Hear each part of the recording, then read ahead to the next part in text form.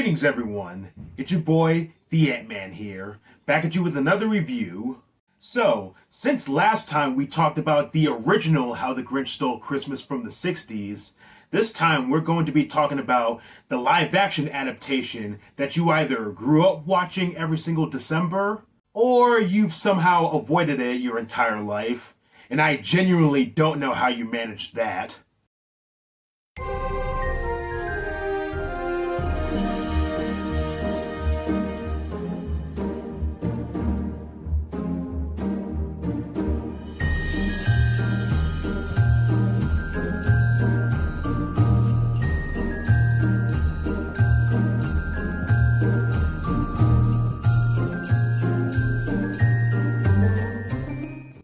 Dr. Seuss's How the Grinch Stole Christmas was released in the year 2000 and directed by Ron Howard, and most famously starring Jim Carrey as the Mean Green himself.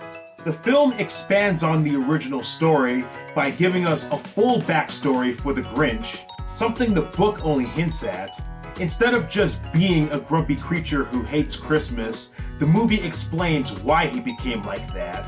The story takes place in the town of Whoville, a place where Christmas isn't just celebrated, it is borderline worshipped.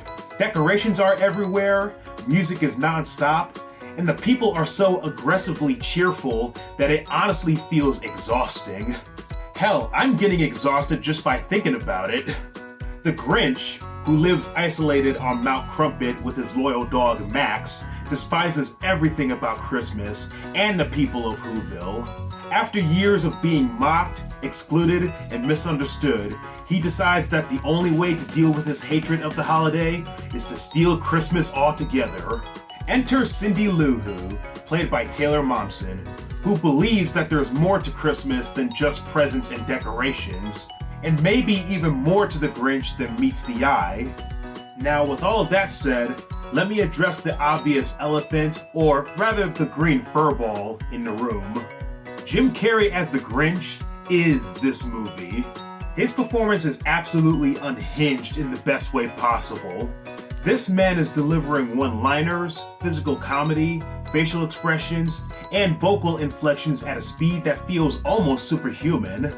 Then again, this is Jim Carrey we're talking about. Bro is practically a cartoon character come to life. And what's really impressive is that even under layers of makeup and prosthetics, which reportedly took hours to apply, Carrey's personality still completely shines through. Every sarcastic remark, every dramatic pause, every over-the-top meltdown feels intentional. I also love the fact that even though the Grinch is supposed to be mean and grumpy, he also still has the thought process of a mischievous child, which in my opinion makes his character even more hilarious. For example, early on in the movie, when the Grinch actually goes into Whoville but underneath a disguise, he and Max actually sneak into the Whoville post office and actually starts messing with people's mail. Not to mention, he even has time after that to make prank phone calls. Is my Sub-Zero chilibrator running? I suppose. Well, then you better go catch it! Real talk though, while he is petty at times, it is almost amazing how more and more relatable the Grinch becomes as we grow older. That being said, I should make it clear that this performance is definitely not going to be for everyone. If you're someone who prefers a more subtle take on the Grinch, like the OG special, I completely understand why this version might feel like too much.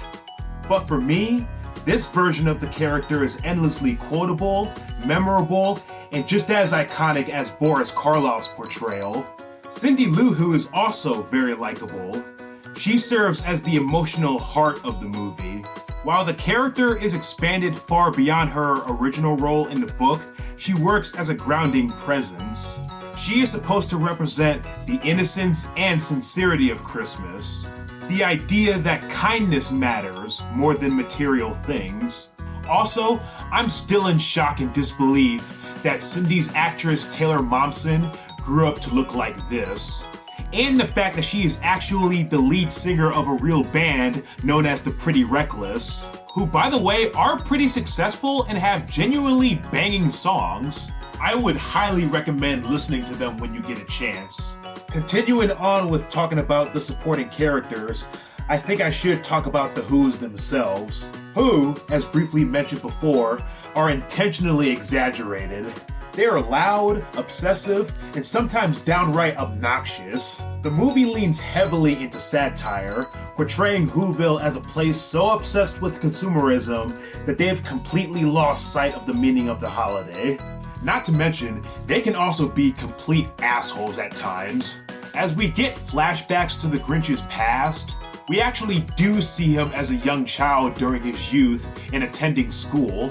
The Grinch had a crush on a girl named Martha May, who he was trying his hardest to impress. We actually see him putting together a special something for Martha, made out of fancy jewelry, since the other students in his class were assigned to do a gift exchange. The thing is, the Grinch also shaves his cheeks. The next day, when it came time to do the exchange, when the Grinch shows that he messed himself up by accident, he's obviously really embarrassed. But if that wasn't enough, the entire class, and I really do mean the entire class, starts laughing at him, including the teacher, like bro. Following right after, the Grinch understandably crashes out. He then destroys the classroom, leaves Whoville, and now resides in Mount Crumpit. And the sad thing is, things don't really improve when the Grinch gets older either. At one point, when he is invited to join the Whos in their festivities and celebrations, it actually does seem like the Whos are really giving him a chance. It really does seem like now they are actually accepting him as one of their own. That is until the mayor of the town, who by the way was the Grinch's main bully when they were kids, actually gives him, what do you know, a razor. And just like back then, the Whos start laughing at the Grinch once more. It really is kind of sad and pathetic that over the last 20 years or so, nobody in Whoville has matured.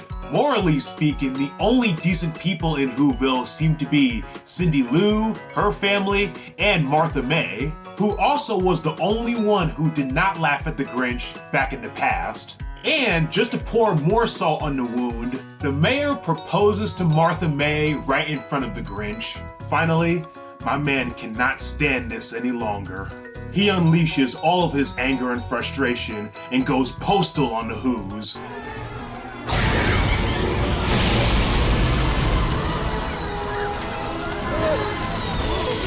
Burn, baby! Burn! Also, here's something you never thought you would see.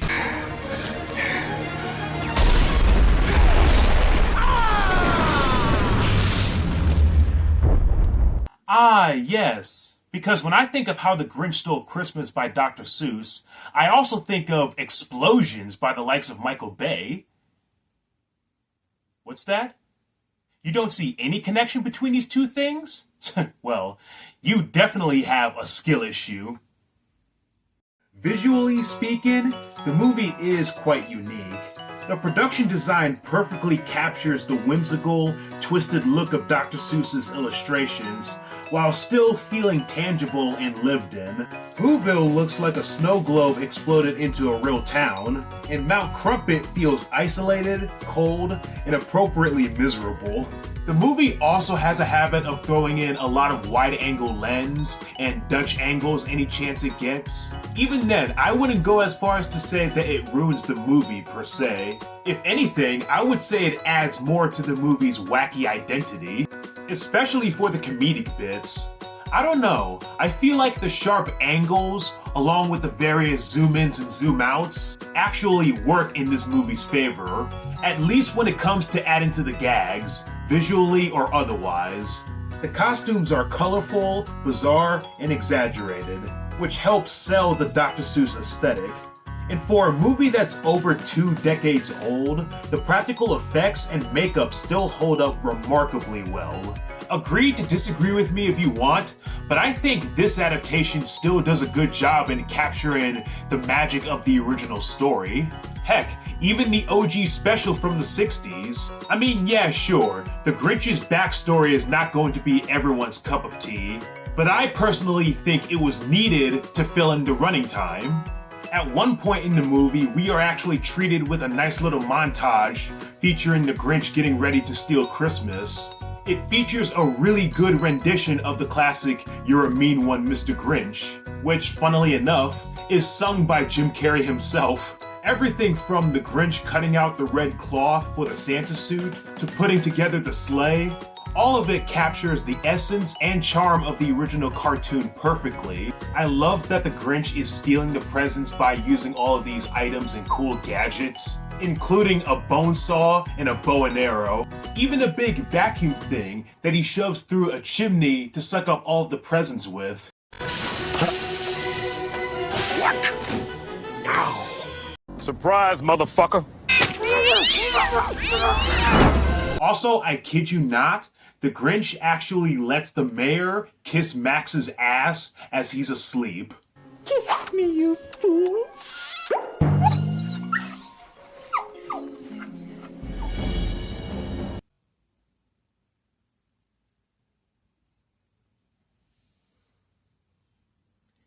You know, I'm like an inch away from wanting to call the organization of PETA after watching the scene, though that begs the question, would that make the situation better or worse?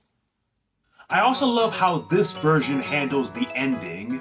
In the original special, the Whos didn't even notice that their presents were gone, and they were just singing with each other right off the bat.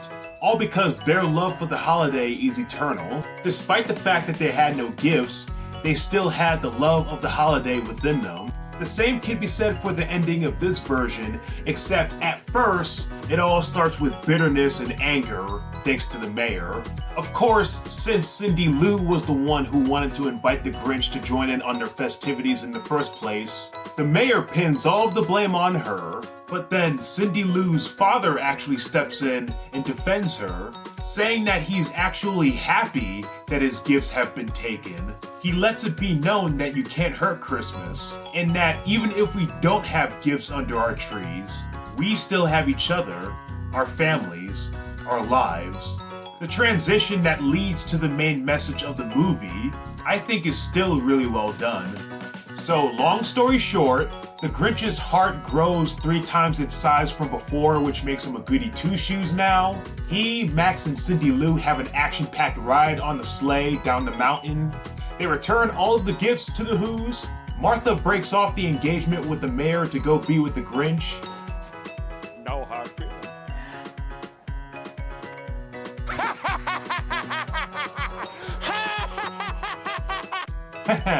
That's my boy.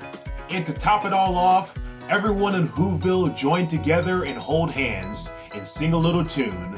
Although I do love that the Grinch is not really that familiar with the song, so he just starts messing up the lyrics. This has to be Jim Carrey doing an improv bit.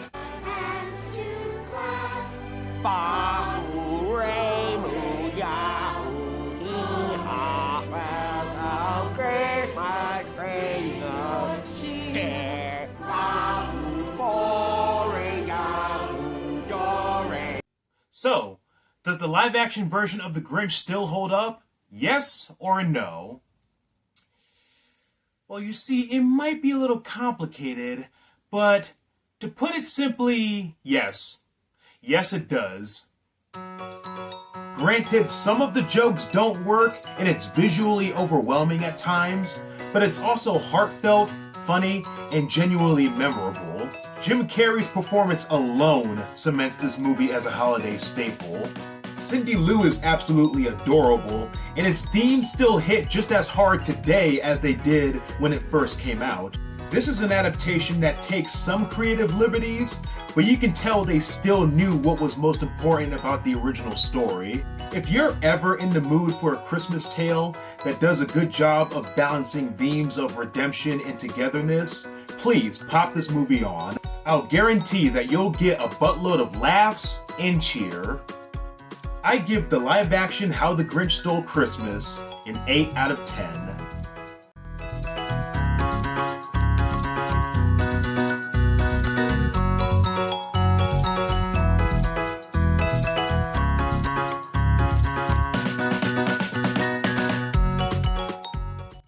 Thank you all so much for watching today's episode.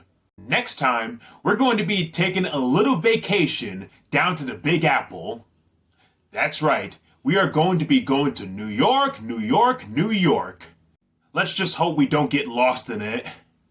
But until then, here's your boy the Ant-Man signing off.